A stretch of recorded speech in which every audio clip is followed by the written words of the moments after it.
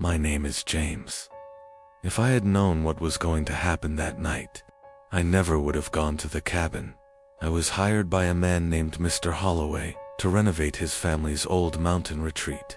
He was planning to sell it, and my job was sit a few nights there, check for structural issues, and make a list of repairs.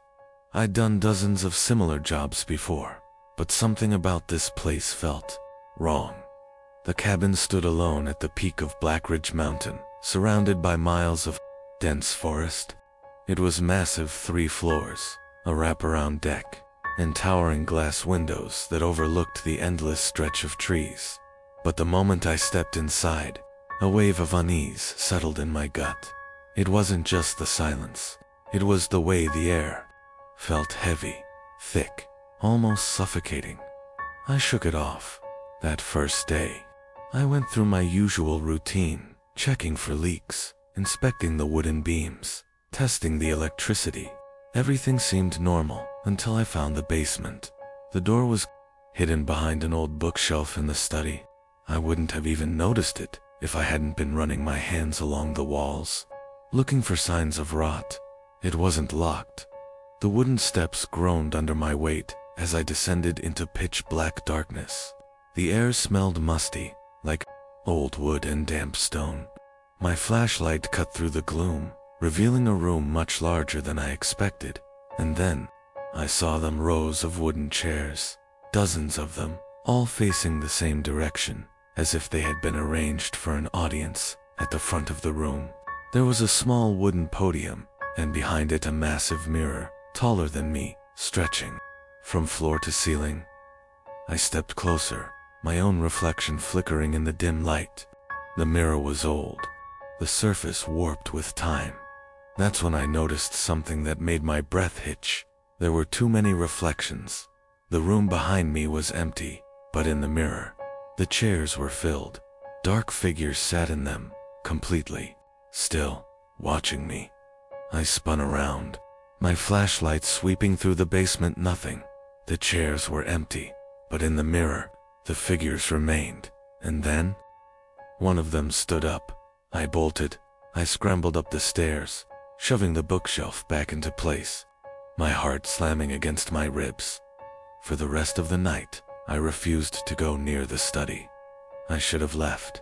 I should have driven back down the mountain and never looked back.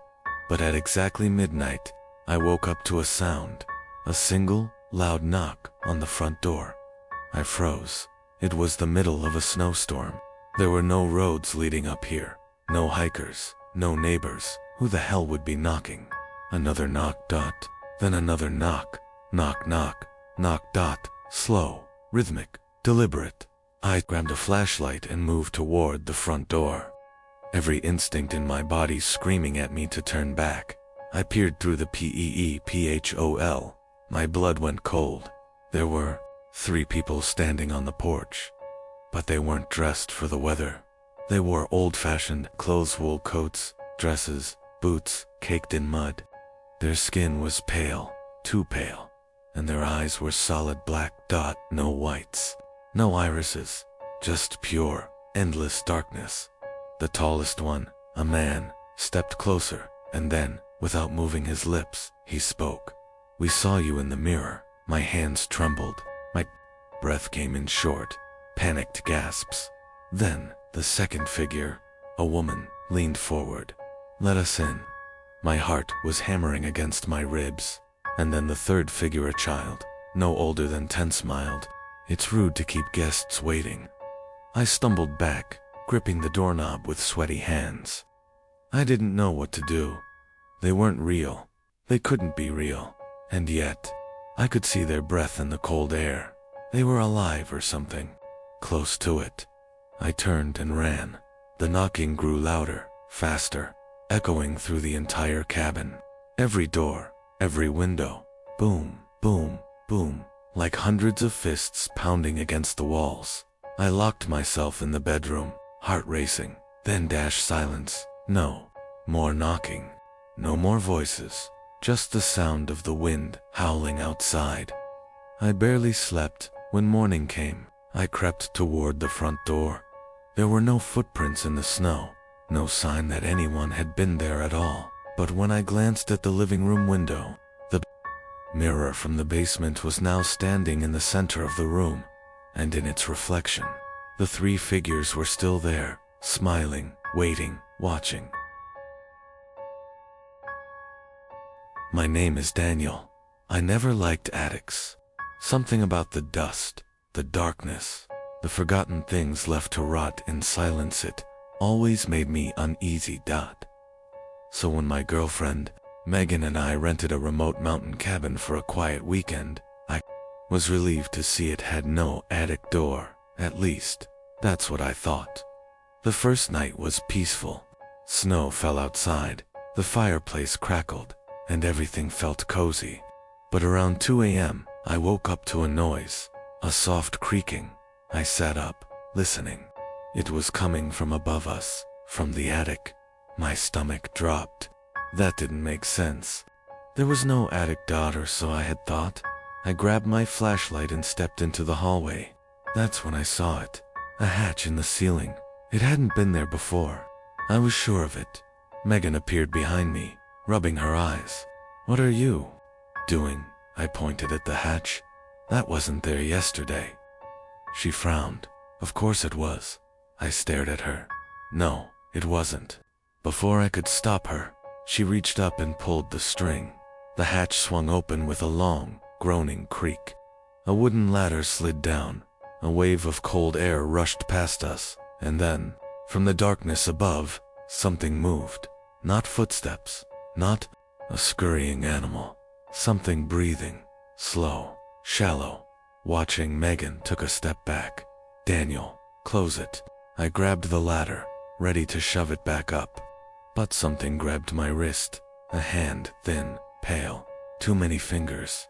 I yanked away, slamming the hatch shut and locking it. My heart was pounding out of my chest. We didn't sleep after that. At dawn, we packed up, ready to leave. But before we walked out, I looked up one last time. The attic hatch was gone.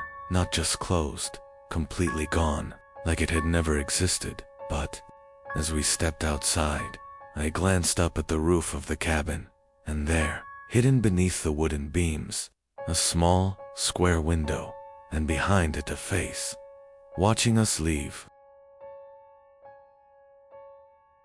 My name is Nathan.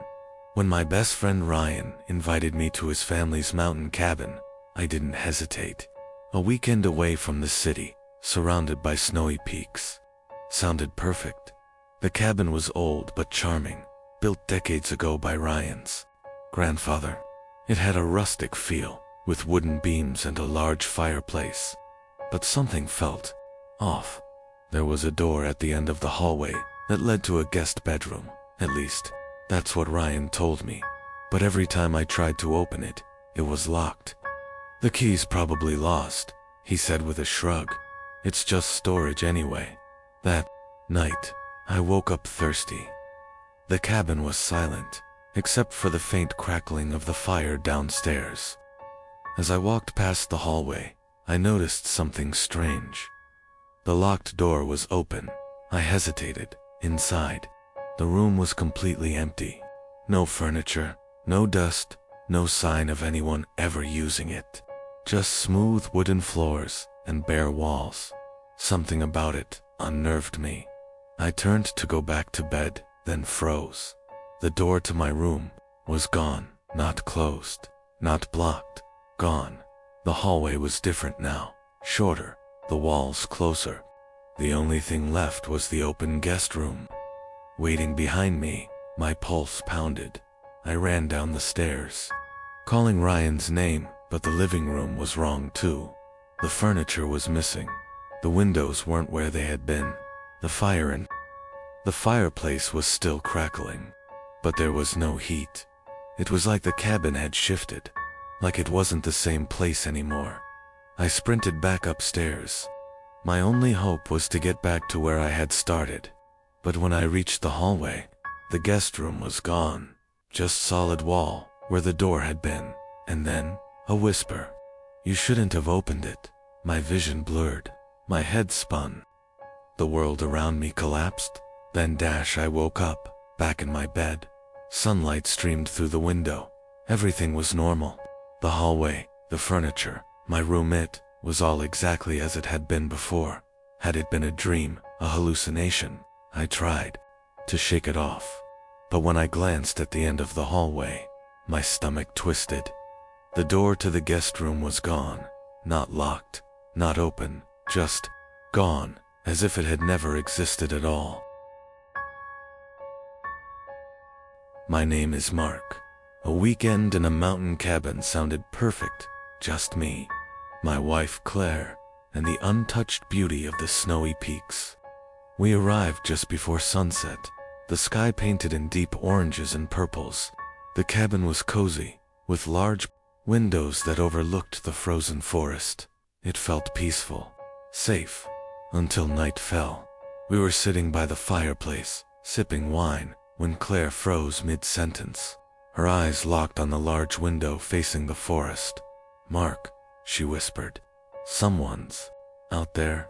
I turned quickly, my heart hammering. At first, I saw nothing, just the dark woods stretching endlessly. Then I noticed it, a figure, standing at the edge of the trees, not moving, not blinking, just watching us. "Probably a lost hiker," I muttered, though something felt wrong. He was too still, and then, just as I was about to grab my flashlight, he took a step forward, not like a normal person. No shifting weight, no movement of his arms, just a jerky, unnatural step, like a puppet being pulled forward. Claire gripped my arm, locked the door. I moved fast, securing every lock in the cabin. But when I returned to the window, the man was gone. I exhaled, relieved. Maybe he, THUDA, loud bang, from the other side of the cabin. I rushed to the back door. It was still locked, but through the small window beside it, I saw something that made my blood freeze. His face, pressed against the glass, mouth open, eyes wide, staring. His lips began to move, but no sound came out. Just silent words, forming over and over again. "Let me in." I grabbed Claire's hand. "We're leaving now." I didn't care about our bags, the food, or the cozy weekend. We ran to the car and sped down the icy mountain road, hearts pounding. By the time we reached town, we could finally breathe again. The next morning, I checked the news out of curiosity. What I found still haunts me. A local article, dated 30 years ago. Missing man found frozen near abandoned cabin. Cause of death unknown. Witnesses claim to have seen him walking long after he had died. The photo attached. The man at our window. My name is Alex. Spending a weekend in a remote mountain cabin sounded like the perfect escape. No noise, no distractions, just me, my girlfriend Emily, and the endless view of the snow-covered peaks. The cabin itself was old but well-maintained. Wooden floors creaked under our steps, and the fireplace filled the place with warmth. But there was one door that felt off. It was locked. The owner never mentioned it when he handed us the keys. When I asked Emily, she just shrugged. Probably just a storage room. But that night, I woke up to a sound. A slow, rhythmic knocking coming from the locked door. I held my breath, listening. It wasn't the wind. It wasn't the old wood. Settling it was deliberate. Knock. I shook Emily awake. "Do you hear that?" She frowned, still half asleep. "What are you talking about?" The knocking stopped. The room was silent. The fire in the living room had burned down to embers, casting faint orange light on the walls. I grabbed a flashlight and stepped into the hallway. The locked door was still there, still shut. Then, just as I turned away, the handle twisted. A sharp, metallic click echoed through the cabin. The door was unlocking from the inside. I didn't wait. I ran back to the bedroom, locked the door, and forced myself to breathe. Emily was wide awake now. "What's wrong?" I pointed at the hallway. Someone's in the locked room. She shook her head. That's not possible. We checked the whole cabin. I wanted to believe her. But then, the bedroom door handle twisted. Slowly, I grabbed the nearest thing, a lamp hand, held my breath. Then, just as suddenly as it started, it stopped. The house fell silent. We didn't sleep. We just waited, frozen, until the sun finally rose. And, in the morning, when we checked the hallway again, the locked door was wide open. Inside, there was no furniture, no storage, just an empty room. The only thing in it was a single wooden chair, facing the corner. On the seat, there was a deep, worn-out groove, as if someone had been sitting there for a long, long time, watching.